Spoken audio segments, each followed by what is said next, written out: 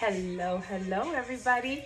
So today I am going to be sharing with you one of the recipes that I tested out the other day, and I wanted to perfect it so that I can share it with all of you. I don't know if you know what a kibbeh ball is, but in our Dominican culture, quipes are fried, and I wanted a healthier version. So a friend of mine shared her recipe of baked kibbles.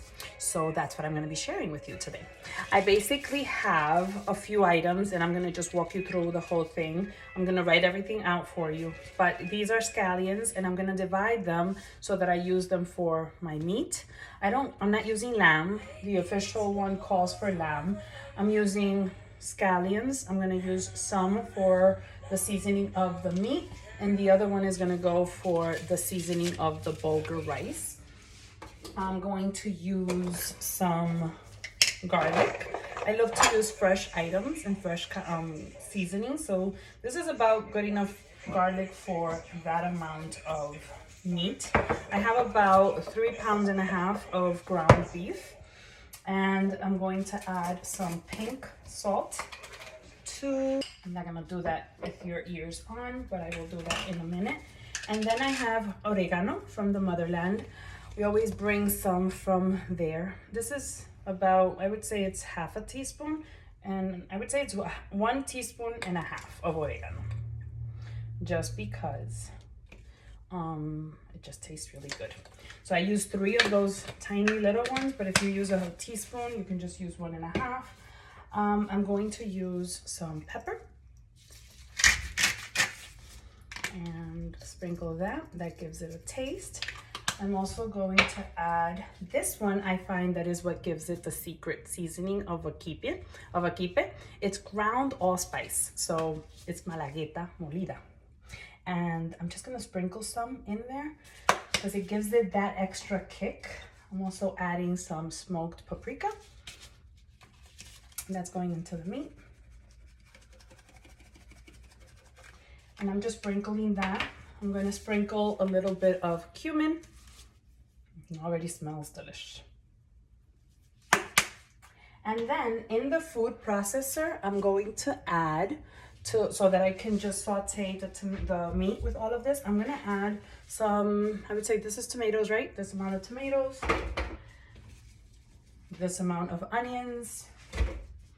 I'm going to put in like this amount of pepper, so that makes like a whole pepper, but I like the red pepper and the green for the color effect.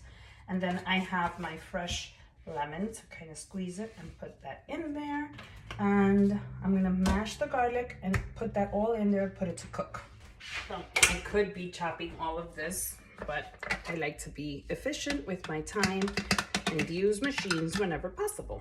So here is the mixture of the scallions with the onions, the peppers, and the tomatoes.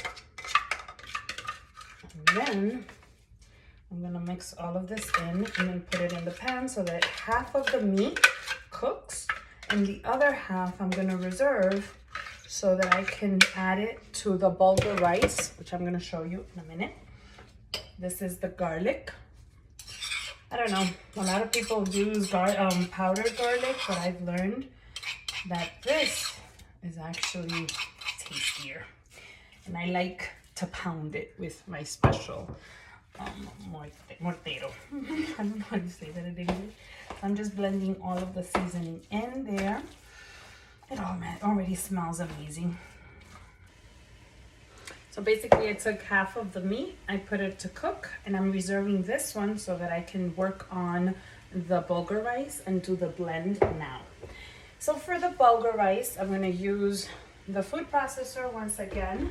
Now I'm gonna put all of the herbs and the remainder. So I'm gonna put in the scallions that are left over. So one thing that I learned, I used to get intimidated with Bulgar rice, thinking that I had to cook it for a long time, that it was gonna be hard. But what I learned, thanks to my aunt, was that if you put the Bulgar rice in water and you cover it with a cloth, it soaks up all the water and it cooks itself. So here I have my Bulgar rice, and it soaked up all the water. I would say that I put this in water for over an hour, and I don't even have to. This bag has 3.5 pounds. I took half of the bag, and the mint and the parsley in the food processor with the remaining peppers, and I'm gonna put that all in, and the tomatoes. I have 2 more tomatoes that I'm gonna put in the Bulgar rice to kind of give it the same.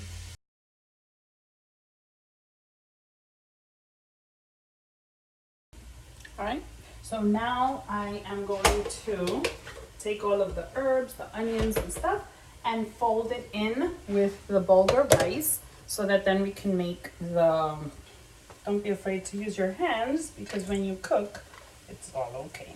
It's all good. So I took about 2 bunches, and now I'm just blending everything together. Raw meat that I have, and I'm gonna put it in with this Bulgar rice, because that's how it's gonna stay hard. The first time I didn't follow that step and it was breaking apart on me. So I want to make sure that I follow directions this time and it comes out the way it's supposed to. A little bit of salt, a little bit of pepper, and continue moving. And then I'm going to chop up some dates. I know that one of the recipes calls for raisins. And other people, like the Mediterranean Lebanese recipes, call for dates. So I'm going to chop some of this and put it in the Bulgar rice mix as well as in the meat. And I'm going to find my nuts into the mixture. These are my favorite healthy fats to use. So this recipe doesn't call for tomato paste, and just so that you know a little bit of my secret, I diced up an eggplant and put about, I would say, half a cup of riced cauliflower to just add a little extra vegetables into it. That's my secret, okay? Don't tell anybody. And now I'm putting the water in so that it browns a little bit more, and then I'm gonna cover it up. Now I'm gonna take about half a cup of dates and just slice them really thin to drop them in the mix of the meat, so that it could give the meat a little bit of that extra sweet taste that you feel when you bite into a kibbeh. But because this is going to be a baked kibbeh, and now I turned on the oven at 375 degrees. Of course, depending on your own oven, some ovens need it to be at 400, because now I'm going to blend in the raw meat with the bulgur, and I'm going to set it up on a platter, sort of like a lasagna. Always making a healthy version of a dish that I love. It's always a special treat. Add vegetables when possible, because you know what? The more vegetables, the more full we'll feel for the longer time, and it also helps us feel healthier and more vibrant and filled with more energy, and it gives us fiber to help our bodies, do of the dates. See, handful, and I'm gonna drop that in the meat. The step I didn't follow last time because I've never done this before, and it felt kind of weird. So I'm blending in the raw meat with the Bulgar rice, and then I'm going to put this in the platter in layers, so that then I can put it in the oven and we can have a final product. I can have more space to play. That's what's good. When you cook in your own kitchen, you can adjust.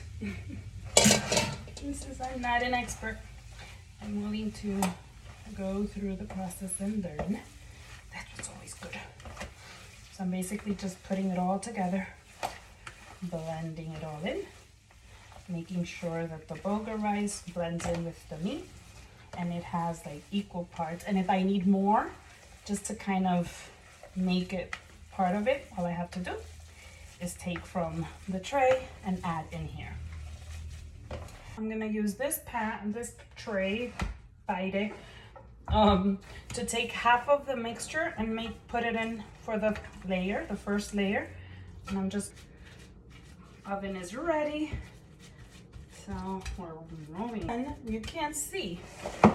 First layer is done. I'm gonna just add a little bit more, kind of like taking half on top after the meat. My concern is the meat gonna fit? Come in, let's do that. Here is the meat. Can't use my hands with that one because I'll burn. Here is this layer. And it's nice and dry because that's how usually kibbehs are. And then it smells amazing. Yay! This looks like a pastelón, but it's with Bulgar rice. It has some vegetables inside. Ah, delicious. So whenever you're craving kibbeh, but you don't want to have all the fat and grease that comes along with it, there's is an option for baked. And the meat is gonna fit. I was able to fit all of the meat in the middle layer. And now I'm gonna put the remainder on top of this. Yeah, ouch. So now I'm gonna put the remainder of the Bulgar rice with the mix. I'm just gonna topple it on top. Obviously I can't to put it all first so that then I can just pat it, not top, you know what I mean?